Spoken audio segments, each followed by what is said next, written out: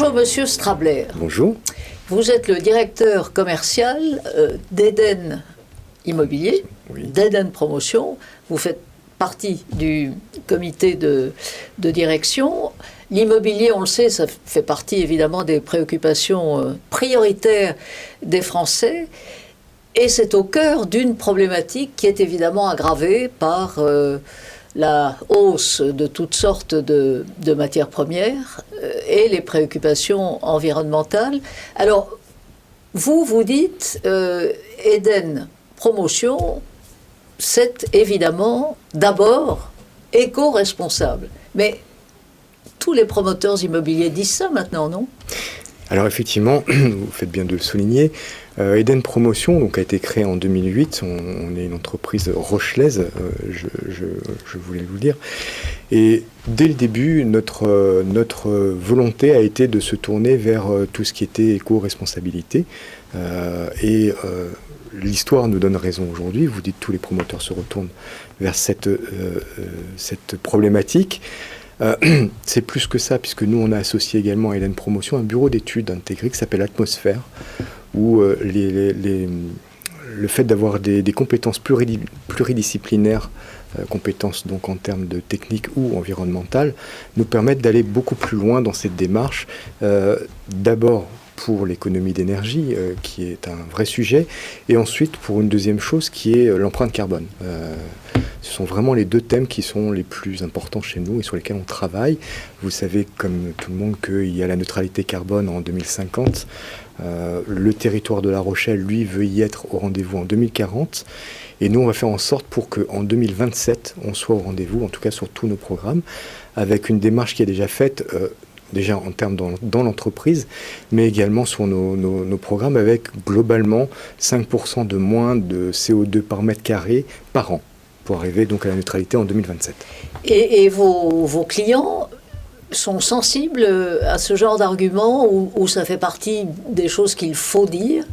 Et en fait, ce qui préoccupe évidemment les acheteurs ou ceux qui se lancent dans un projet immobilier, c'est d'abord le coût. Oui, alors je crois qu'aujourd'hui, il faut être conscient qu'on est au pied du mur. Le réchauffement climatique, c'est un vrai sujet. De plus en plus, cette sensibilité est importante et les gens s'y penchent, posent cette question. Le coût de l'immobilier, vous avez raison de le mettre en face, puisque l'effet Covid a fait que beaucoup de gens se sont orientés vers des logements différents. Il faut avoir en tête aujourd'hui qu'on veut des logements mieux doté d'extérieur, un peu plus généreux. Et surtout, on veut, avec l'effet télétravail, venir travailler plutôt ou vivre sur des régions qui sont finalement les régions de La Rochelle. Ça a fait augmenter le prix. Il faut dire qu'on n'a pas tort. C'est magnifique, La Rochelle. Je vous le confirme. Ça a fait monter forcément mécaniquement le prix de l'immobilier. Il y a une deuxième chose qui fait monter le prix de l'immobilier de façon assez importante aujourd'hui, c'est le coût des matières premières. On le vit aujourd'hui de plein fouet. On a un essence qui est à plus de 2 euros, mais également tout ce qui est matière pour la construction. Si on veut avoir des produits biosourcés, comme le bois par exemple, là on est sur une filière qui est encore plus chère finalement que ce que ne subit les constructions classiques. Mais pardon, je vous interromps, mais avec l'actualité internationale tragique que l'on connaît, ça veut dire aussi qu'il y a des filières, je pense en particulier au bois, des filières entières qui sont soit ralenties, soit stoppées. Oui. En termes d'importation. Oui, effectivement, ça devient des denrées qui sont compliquées à obtenir. Pour autant, on a une filière bois en France aussi, qui permet de développer. Mais pour autant, c'est très très rare. On a beaucoup de difficultés aussi à s'approvisionner. Donc, quelquefois sur certaines opérations, des retards. Mais c'est une conséquence de toute cette actualité, effectivement. Vous avez développé dans votre groupe un concept très particulier. Expliquez-nous ça. Le volume capable. Le volume capable. Oui. Qu'est-ce que ça veut dire ? En fait, c'est parti d'un constat, on vient de l'évoquer, le prix de l'immobilier ne cesse de croître. C'est de pouvoir, de laisser la possibilité à des gens qui sont primo-accédants, notamment des jeunes, de pouvoir continuer à vivre dans des villes. On part sur un principe où quand on est jeune, on a moins besoin de surface pour vivre. Généralement, ils vont chercher des T2, des choses comme ça. Et au fur et à mesure, on va évoluer et acheter quelque chose de plus grand en logement. Et bien là, plutôt que de déménager en moyenne tous les 7 ans, on va proposer aux gens d'avoir la boîte dans la boîte, j'aime bien cette expression, mais en réalité c'est d'avoir une partie habitable immédiatement, donc avec un espace cuisine, un espace salon, un espace de nuit, et l'autre côté, c'est à finir. Donc c'est une boîte dans la boîte où vous avez le second œuvre de la deuxième partie à finir. Donc par exemple, je veux avoir 60 mètres carrés, j'ai pas l'argent. Oui. Et donc vous me dites, on vous vend et on vous aménage, avec tous les critères qui sont les vôtres, éco-responsables, 40 mètres carrés, c'est ça?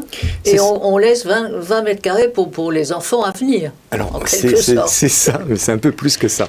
En réalité, oui, c'est ça. On va vous livrer 30, 40 mètres carrés, fini. Et vous allez avoir une coquille à côté qui va faire à peu près la même chose, 20, 30 carrés. Donc, en réalité, vous allez acheter un espace de vie d'une centaine de mètres carrés au prix, globalement, de 30% moins cher que ce que vous auriez acheté fini. Et les mètres carrés non finis restent en friche? Oui, c'est ça, c'est en attente. Alors, vous avez le choix. Alors, vous pouvez... cette solution permet également, finalement, d'aménager son logement comme on l'entend. Voilà. Vous ne faites pas que du volume capable, vous faites aussi d'autres types de logements. Oui, on est, bien sûr, c'est une corde à notre arc, mais nous faisons également du logement participatif où on invite donc les gens en amont du projet à venir inventer leur logement. C'est une approche quasi holistique de l'espace de vie où on met l'humain en avant plus que le logement. Deuxième volet également, ce sont des logements abordables. Donc là, il y a des politiques pour aider les gens, notamment dans des zones comme les zones en rue, où vous avez une TVA qui est à 5,5 sur le logement au lieu de 20%. Et enfin, on regarde actuellement le BRS, le bail réel et solidaire, donc qui permet à des gens d'acheter que le bâti et de louer le foncier. On voit aussi que sur tous les critères écologiques, il y a une évolution assez rapide. Donc qu'est-ce qui dit que tous ceux que vous observez à juste titre aujourd'hui seront toujours les bons dans 10 ans ou 20 ans? Est-ce qu'il n'y a pas une évolution à la fois des techniques et des exigences qui va très vite? Clairement. Aujourd'hui, évidemment, on va très très vite. On est happé par tout ce qui est neutralité carbone. Donc, c'est des techniques qui avancent. Encore une fois, on a un bureau d'études intégré chez nous, des ingénieurs qui sont en constante recherche de nouveautés, de nouveaux systèmes constructifs. On travaille aujourd'hui sur ce qu'on appelle de la 2D ou de la 3D. Donc 2D, c'est en fait des bâtiments qui sont construits en usine, mais les façades sont après assemblées sur place. 3D, c'est un bâtiment qui est complètement construit en usine et ramené par camion, par module et assemblé sur place. Ça a un mérite important, c'est de maîtriser les coûts, puisque là on sait, en temps, en délai et en matière, ce qu'on va dépenser, ce qui n'est pas le cas quand on fait un chantier classique. Et ça a une deuxième chose, c'est une rapidité d'exécution, puisque sur ce type de process, on va gagner quelques mois pour la livraison, puisque un ouvrier qui est sur un chantier va se déplacer, prendre sa voiture. Là, tout est fait sur place. Est-ce que vous avez des encouragements et vos clients ont-ils eux aussi des encouragements particuliers pour se lancer dans ce genre de démarche? Vous voulez parler dans la démarche de construction en volume capable? Oui. Alors oui, on a des prix qui sont régulièrement donnés par l'AFPI, donc Fédération des promoteurs immobiliers, et chaque année on est reconnu par nos pairs pour nos innovations ou pour nos systèmes constructifs et nos constructions qui sont bas carbone. Et vos clients sont convaincus, ou ils trouvent ça un peu bizarre quand même d'être dans une bulle et puis à côté... Alors oui, bien sûr qu'ils sont convaincus. Au début, c'est surprenant. C'est quelque chose ça existe, on n'est pas les seuls à le faire, mais c'est quelque chose qui surprend. Mais très vite, on prend le pas parce que, encore une fois, comme je vous disais, c'est une solution qui, bien sûr, permet, en fonction de l'évolution de son salaire ou en fonction de l'évolution de sa famille, de faire évoluer le logement, mais également une solution qui permet de s'approprier le logement en ayant un logement qui n'est pas finalement standardisé et qu'on peut faire comme on le veut. Donc, vous avez surtout travaillé à La Rochelle, et est-ce que d'autres régions peuvent bénéficier d'une même démarche? Bien sûr. Aujourd'hui, on on est issu de La Rochelle, mais on travaille plus sur l'arc atlantique aujourd'hui. On a des programmes qui se développent sur la Vendée, au Sable d'Olonne par exemple. On a des programmes sur Royan et des programmes sur Bordeaux. Et on va descendre également bientôt sur une opération dans les Landes, en volume capable également. Mais toujours l'Atlantique, il n'y a rien vers le centre du pays, enfin pour le moment. Enfin, c'est tout ce qu'on vous souhaite, évidemment. Oui. Gilles Strebler, merci d'avoir été avec nous. Un grand merci à vous.